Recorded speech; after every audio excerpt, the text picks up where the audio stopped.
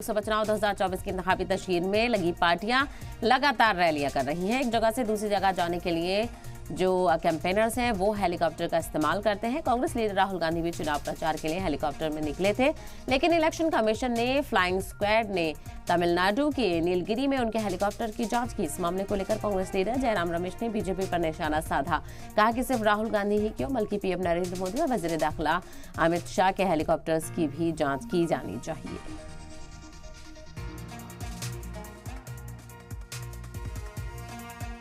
प्रधानमंत्री चेकिंग करो, चॉपर, प्रधानमंत्री के चॉपर को चेक करो, गृह मंत्री के चॉपर को चेक करो, सभी चॉपर को चेक करो, लेवल प्लेइंग फील्ड करो।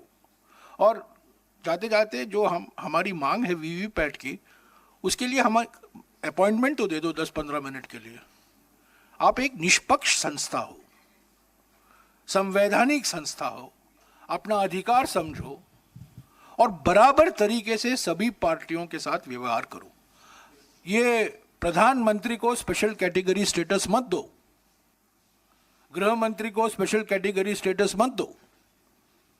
गाड़ियां चेक करना है कीजिए, चॉपर को चेक करना है कीजिए, हमें कोई आपत्ति नहीं।